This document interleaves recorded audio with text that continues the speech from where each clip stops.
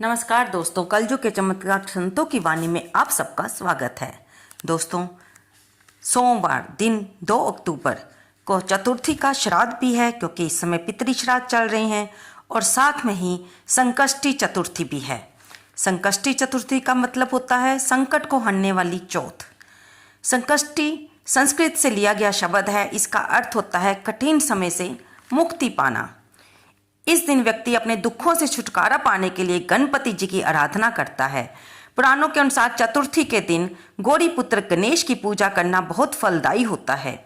इस दिन लोग सूर्योदय के समय से लेकर चंद्रमा उदय होने तक के समय का उपवास रखते हैं और पूरे विधि विधान से गणपति जी की पूजा पाठ की जाती है। नारद पुराण के अनुसार संकष्टी चतुर्थी का व्रत करने से घर में सुख समृद्धि आती है और बप्पा की कृपा से हर बिगड़े काम बन जाते हैं। संकष्टी व्रत चंद्र दर्शन के बाद ही समाप्त होता है। इस दिन गौरी पुत्र गजानन की पूजा करने से यश, धन, वैभव और अच्छे स्वास्थ्य की प्राप्ति होती है।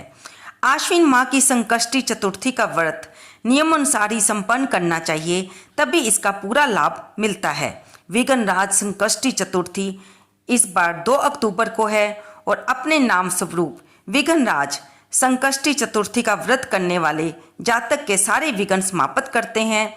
उसके जीवन में खुशियां और सौभाग्य आते हैं। आइए जानते हैं इसकी पूजन विधि के बारे में। गणपति में आस्था रखने वाले लोग इस दिन उपवास रखकर उन्हें प्रसन्न कर अपने मन चाहे फल की कामना करते हैं। इसके लिए आप अगर व्रत रख रहे हैं तो प्रातःकाल सूर्योदय से पहले उठ जाएं और व्रत करने वाले लोग सबसे पहले स्नान करके साफ और धुले हुए वस्त्र पहनें। इस दिन लाल रंग का वस्त्र पहनना शुभ माना जाता है और नीले और काले वस्त्र नहीं पहनने चाहिए। स्नान के बाद गणपति पूजन की शुरुआत करें। इसके लिए सबसे पहले गणपति जी की मूर्ति को अपने मंदिर में साफ चौकी पर कपड़ा बिछाकर स्थापित करें। अगर आपके पास गणपति जी की मूर्ति नहीं है तो उनकी फोटो, उनके चित्रपट को ही स्थापित करें। इस मूर्ति की जब फोटो की स्थापना उत्तर पूर्वी दिशा में करें। जातक को अपना मुंह पूर्व या उत्तर दिशा की ओर रखना चाहिए। उसके बाद गणपति जी की फोटो पर या स्वरूप पर जल का छींटा देकर उस पर फूल माला चढ़ाएं, उनका तिलक करें। उन्हें तिल, गुड़, लड्डू, फूल, तांबे के कलश में पानी, धूप, चंदन, प्रसाद के तौर पर केला या नारियल रखें या फिर मोदक यानी कि लड्डू रखें। और क्योंकि गणपति जी की पूजा में दुर्वा अवश्य इस्तेमाल होती है, इसलिए गणपति जी को दुर्वा अवश्य चढ़ाएं। पूजा के समय आप देवी माँ दुर्गा की प्रतिमा या मूर्ति भी अपने पास रखें। ऐसा करना बेहद शुभ माना जाता है। गणपति जी को रोली लगाएं, फूल और जल अर्पित करें और भोग लगाएं।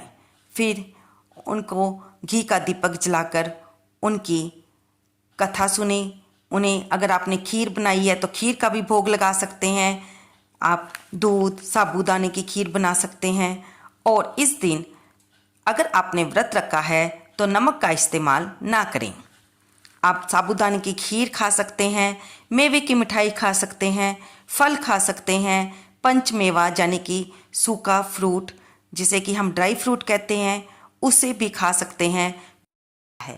शाम के समय चांद के निकलने से पहले गणपति जी की पूजा कर लें और व्रत कथा का पाठ भी करें। पूजा समाप्त होने के बाद प्रसाद बांटें। रात को चांद देखने के बाद ही ये व्रत खोला जाता है। गणेश जी को शुभता का प्रतीक माना गया है। इनकी आराधना से शुभ कार्य सफल होते हैं। इस दिन क्योंकि श्राद्ध यानी कि पितृपक्ष श्राद्ध भी चल रहा है, तो लोग चतुर्थी तिथि का श्राद्ध भी करते हैं। पंचांग के अनुसार आश्विन माह के कृष्ण पक्ष की संकष्टी चतुर्थी तिथि 2 अक्टूबर को सुबह 6:30 पर शुरू होगी और शाम को 7:40 पर संपन्न होगी। पूजन का समय सुबह 5 बजे से लेकर शाम के 6:20 तक रहेगा। हर मास में 2 चतुर्थी आती है, एक संकष्टी और दूसरी विनायक चतुर्थी कहलाती है। संकष्टी चतुर्थी पर चंद्रमा की पूजा जरूरी मानी जाती है। इस दिन संकष्टी चतुर्थी का चांद रात को 8:20 पर निकलेगा। संकष्टी चौथ की कथा के बारे में पौराणिक कथा आती है कि एक बार भगवान शंकर अपने परिवार के साथ कार्तिकेय जी और गणेश जी के साथ बैठे थे तो विपदा से घिरे हुए देवता वहां पहुंचे। उन्होंने भगवान से अपने कष्टों के निवारण के लिए कहा। तब शिव भगवान ने कार्तिकेय और गणेश जी से पूछा कि तुम में से कौन देवताओं के कष्टों का निवारण कर सकता है। तब कार्तिकेय जी व गणेश जी दोनों ने ही स्वयं को इस कार्य के लिए सक्षम बताया। इस पर भगवान शिव ने दोनों की परीक्षा लेते हुए कहा कि तुम दोनों में से जो भी सबसे पहले पृथ्वी की परिक्रमा करके आएगा वही देवताओं की मदद करने को जाएगा। भगवान शिव के मुख से वचन सुनकर कार्तिकेय जी अपने वाहन मोर पर बैठकर पृथ्वी की परिक्रमा के लिए निकल गए। उनके साथ बाकी देवता भी परिक्रमा के लिए अपने अपने वाहन पर निकल गए, परंतु गणेश जी सोच में पड़ गए कि वह चूहे के ऊपर बैठकर सारी पृथ्वी की परिक्रमा करेंगे तो इस कार्य में उन्हें बहुत ही समय लग जाएगा। क्योंकि वो तीक्ष्ण बुद्धि के स्वामी हैं, तभी उन्हें एक उपाय सूझा। वे अपने स्थान से उठे और अपने माता पिता की साथ परिक्रमा करके वापस बैठ गए। जब कार्तिकेय जी वापस आए तो उन्होंने बताया कि वे सबसे पहले पृथ्वी की परिक्रमा करके आ गए हैं। तब भगवान श्री गणेश जी ने कहा कि कार्तिकेय से भी पहले उन्होंने पृथ्वी की परिक्रमा की है। तब भगवान शिव और माँ पार्वती भी हैरान रह गए और बाकी देवता भी, क्योंकि गणेश जी तो उनके साथ गए ही नहीं थे। उन्होंने किसी को गणेश जी को देखा ही नहीं परिक्रमा करते हुए। तब भगवान गणेश जी ने कहा कि माता पिता के चरणों में ही समस्त लोक है। ये सुनकर भगवान शिव उनकी बुद्धि से प्रसन्न हो गए और उन्होंने गणेश जी को देवताओं के संकट दूर करने की आज्ञा दी। इस प्रकार शिव जी ने श्री गणेश जी को आशीर्वाद दिया कि चतुर्थी के दिन जो तुम्हारा पूजन करेगा और रात्रि में चंद्रमा को अर्घ्य देगा, उसके तीनों ताप यानी दैहिक, दैविक और भौतिक ताप दूर होंगे। इस व्रत से व्रतधारी के सभी तरह के दुख दूर होंगे और उसे जीवन के भौतिक सुखों की प्राप्ति होगी।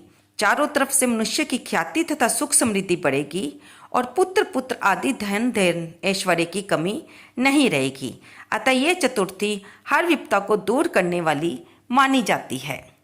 तो दोस्तों, ये थी पुरानी कथा जिसे कि हमें इस संकष्टी चतुर्थी के दिन व्रत रखने पर सुनना चाहिए। अगर आप व्रत नहीं भी रख रहे, कोई कारण है, कोई शारीरिक समस्या है, तो भी आप मंदिर में जाकर या घर के मंदिर में ही भगवान गणपति जी को फल, फूल, धूप, दीप, नैवेद्य चढ़ाकर उनकी पूजा करें, तिलक लगाएं और उनके समक्ष अपने घर के विघ्न, अपनी घर की परेशानियों को रख सकते हैं। और व्रत ना रखने की अपनी समस्या भी बताते हुए उनसे क्षमा मांगते हुए कहें कि वे आपके विघ्न हरें और शाम को व्रत की कथा पढ़ें या सुने और फिर उसके बाद घी का दीपक जलाकर गणपति जी की आरती करें। और आपने जो व्रत की कथा सुनते हुए जल रखा है उसे रात को चंद्रमा पर अर्घ्य दें और चंद्रमा देव से भी प्रार्थना करते हुए उनसे अपनी परेशानियों को दूर करने की प्रार्थना करें। आपके ऐसा करने से भी आप व्रत ना रखने पर भी इस दिन पुण्य के भागी होंगे। और आइए दोस्तों, मिलकर अब करते हैं भगवान गणपति जी की आरती। आरती के बिना तो कोई भी कथा, कोई भी पूजा आपकी संपूर्ण नहीं हो सकती। जिस देवता के निमित्त हम व्रत रख रहे हैं, जिस देवता की हम कथा सुन रहे हैं, उस देव की पूजा करते हुए हमें उसकी आरती अवश्य करनी चाहिए। और क्योंकि ये दिन भगवान गणपति बप्पा को समर्पित होता है, तो आज के दिन हमें गणपति जी की ही आरती करनी चाहिए। आइए मिलकर करते हैं। जय गणेश जय गणेश जय गणेश देवा, माता जाकी पार्वती पिता महादेवा, एक दंत दयावंत चार भुजाधारी, मस्तक सिंदूर सोहे मूसे की सवारी। जय गणेश जय गणेश जय गणेश देवा, माता जाकी पार्वती पिता महादेवा। पान चढ़े फूल चढ़े और चढ़े मेवा, लड्डुअन का भोग लगे संत करे सेवा। जय गणेश जय गणेश जय गणेश देवा। माता जाकी पार्वती पिता महादेवा। अंधन को आंख देत कौड़िन को काया। भांजन को पुत्र देत निर्धन को माया। जय गणेश जय गणेश जय गणेश देवा। माता जाकी पार्वती पिता महादेवा। दीनन की लाज रखो शंभो सुतवारी। कामना को पूर्ण करो जाऊं बलिहारी। जय गणेश जय गणेश जय गणेश देवा।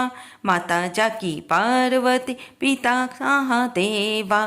पान चढ़े फूल चढ़े और चढ़े मेवा। शूर शाम शरण आयो सफल कीजे सेवा। जय गणेश जय गणेश जय गणेश देवा। माता जाकी पार्वती पिता महादेवा। बोल गणपति देव भगवान की जय। अगर आप व्रत रख रहे हैं तो शाम को भी गणपति जी की पूजा करके धूप दीप दिखाकर उनकी व्रत कथा सुने।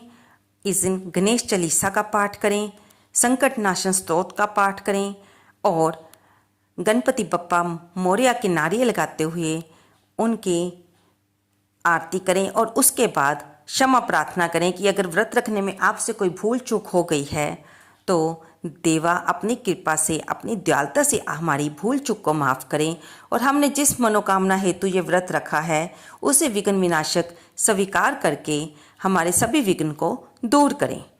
आपको ये वीडियो कैसी लगी कृपया इसे लाइक करें, शेयर करें और कमेंट बॉक्स में गणपति बप्पा लिखना तो बिल्कुल ना भूलें।